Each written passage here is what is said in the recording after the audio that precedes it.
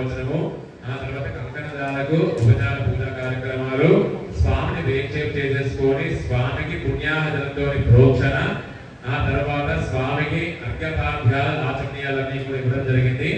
అంటే ఇక్కడ వధూవరులిద్దరినీ కూడా సకుటుంబ సపరివార సమేతంగా, ఆ సకుటుంబం ఎవరు? భక్త మహాజనులందరూ కూడా స్వామి వారి యొక్క సకుటుంబమే. ఎందుకు అనంటే ఈ యొక్క భరతఖండంలో మన ఇంటి పెద్దగా భావించేది ఎవరిని అంటే రాజుని. మన కర్మభూమిలో రామనారాయణ స్వామి అసలు ఏ కష్టాలు లేని అఖిలాండకోటి బ్రహ్మాండ నాయకుడు. అన్ని బ్రహ్మాండాలు కూడా ఆయన ఆవరిస్తే కంప్లీట్ అయిపోయే బ్రహ్మాండాలన్నింటినీ కూడా కష్టపడుతూ భూమి మీద సాగించాడు జీవితాన్ని. కాబట్టి అది ఆయనకు మాయ, మనం సుఖపడ్డది మనకు మాయ.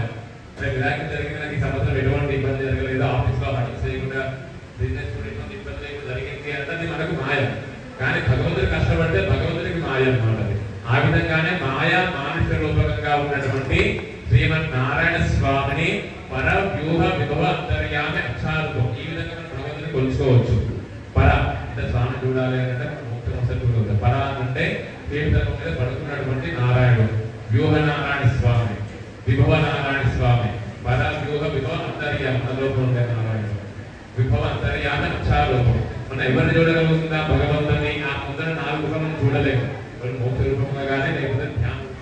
ఎవరైతే స్వామి ఉన్నారో అంటే కన్యా దాన స్వీకర్త, అంటే అమ్మవారిని స్వీకరించే స్వామి గురించి మనం తెలుసుకొని ఆ స్వామిని వేరు చేసుకుంటాం. మనం ఒక అమ్మాయిని ఒక ఇంటికి పంపించాలి అని అంటే ఆయన యొక్క గుణగణాలతో పాటు వారి యొక్క పూర్వీకులను చూసి, అంటే మనం ఏదైనా జామకాయ సీడ్ వేస్తే జామ చెట్టే వస్తుంది, మామిడికాయ సీడ్ వేస్తే మామిడి చెట్టే వస్తుంది. ఆ విధంగానే ఆ యొక్క వంశంలో ఉన్నటువంటి వారి యొక్క గుణగణాలన్నీ కూడా ఫర్దర్గా పిల్లలకు కూడా నెక్స్ట్ జనరేషన్ కూడా వస్తుంది. కాబట్టి ఆ స్వామి వారి యొక్క రఘు మహారాజు గారి యొక్క ముని మనవడు, అజ మహారాజు గారి యొక్క మనవడు, దశరథ మహారాజు గారి యొక్క పుత్రుడైనటువంటి త్రిభువనాధీశాయ, ఈ త్రిభువనాలన్నీ కూడా అధీశుడు.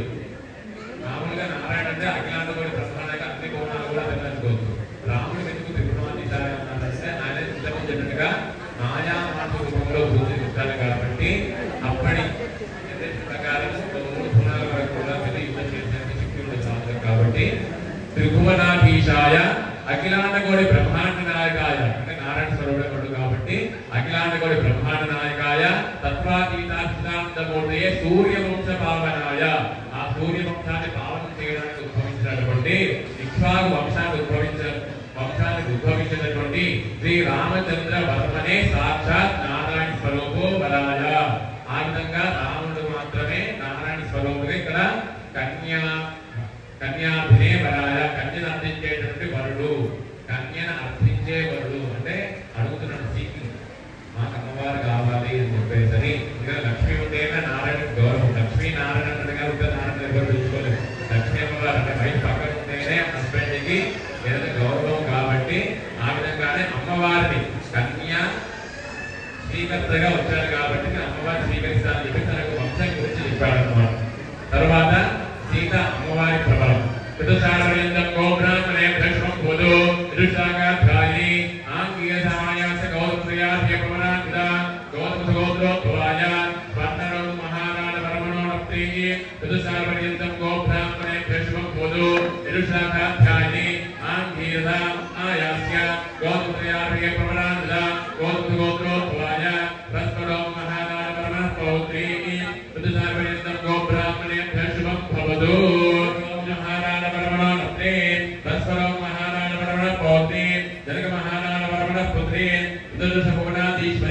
అఖిలాండకోటి బ్రహ్మాండ నాయకి తత్వస్వరూపిణి చంద్రవంశ ప్రదీపికానాం నిమిషందోద్భవాం శ్రీ సీతానామ్ని సాక్షాత్ లక్ష్మీ స్వరూపిణి కన్యానామ్ని భజ భజ.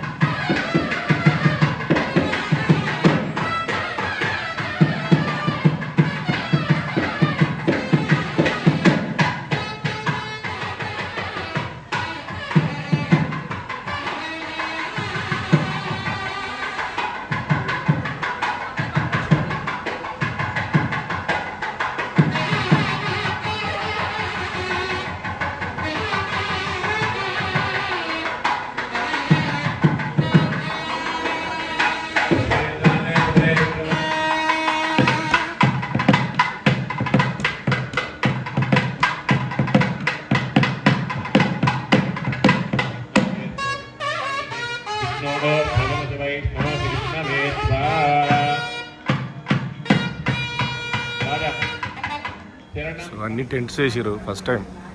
ఎప్పుడు ఇట్లా టెంట్ వేయలేదు, ఎందుకంటే ఎండ ఉంటుంది కదా. ఆల్రెడీ మార్చ్ స్టార్ట్ అయింది. So cool. ఈ టెంట్స్ కింద మనం లంచ్ చేయొచ్చు హ్యాపీగా, నో ప్రాబ్లం. చూడండి, పెద్ద మ్యారేజ్ లాగానే అయిపోయింది. నిజంగా శ్రీరాముని మ్యారేజ్ అంటే మ్యారేజ్ లాగానే చేస్తున్నారు, పెద్దగా హై లెవెల్లో. సో ఇక్కడ టెంట్ వేసారు. ఇది క్లబ్ హౌస్. దీని లోపల కళ్యాణం అవుతుంది. క్లబ్ హౌస్ ఎంట్రన్స్ అది. సో కొద్దిసేపు అయితే బిజీ అయిపోతుంది మొత్తం. మార్నింగ్ 9-9:30 నుంచి మధ్యాహ్నం 12-12:30 వరకు. ఈరోజు శ్రీరామనవమి. ఈరోజు శ్రీరాముని కళ్యాణం ఉంది, రాముంది, సీతది. ఇక్కడ మా క్లబ్ హౌస్లో ఆల్రెడీ వంటలు స్టార్ట్ చేశారు. ఆల్మోస్ట్ ఒక ఐ థింక్ 2000 మెంబర్స్కి ఏమో వాళ్ళు ఫుడ్ పెడతారు ఈరోజు, అన్నదానం. సో బట్ వెరీ బిజీ, చాలా బిజీగా ఉంటుంది. సో చాలా క్యూలో నిలబడాలి చాలాసేపు, బట్ ప్రసాదం తీసుకోవచ్చు. సో ఇదంతా ఇక్కడే వంటలు చేస్తారు. బయట టెంట్ వేసారు, అక్కడనేమో మామూలుగా భోజనాలు పెడతారు. సో ఇది ఎవ్రీ ఇయర్ చేస్తారు ఈ పని. Good job. ఇక్కడ మొత్తం అరేంజ్మెంట్స్ అవుతున్నాయి. 3000 మెంబర్స్ కట్ట లంచ్. సో పొద్దున్న మార్నింగ్ 7:30-8 నుంచి చేస్తారు వీళ్ళు.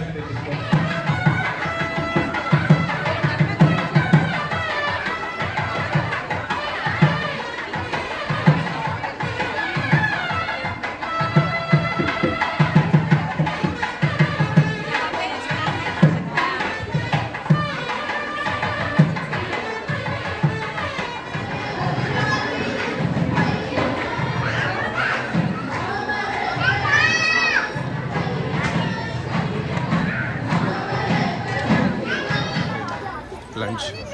సో మేము కూడా లంచ్కి వచ్చినాం. ఇక్కడ తింటున్నారు లంచ్. మొత్తం మా కమ్యూనిటీ అంతా rebel city. 2500 flats, 2600.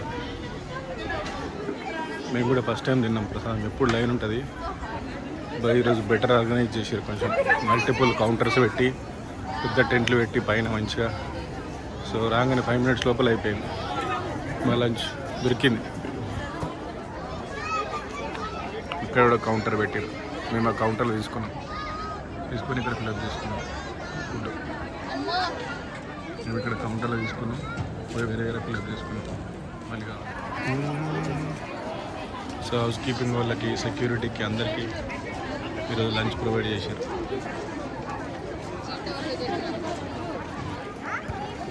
House keeping వాళ్ళు తింటున్నారు ఇక్కడ కూర్చొని హ్యాపీగా. ఇక్కడ ఇట్లా సప్లై చేస్తారు అందరికీ. Very good. అంత వాలంటీర్సే. అక్కడేమో లోపల కుక్ చేసారు కిచెన్. ఛానల్ ఇంకా సబ్స్క్రైబ్ చేసుకోకపోతే ఛానల్ సబ్స్క్రైబ్ చేయండి, నోటిఫికేషన్స్ కోసం బెల్ ఐకాన్ నొక్కండి, లైక్ చేయండి, కామెంట్ చేయండి. Thank you.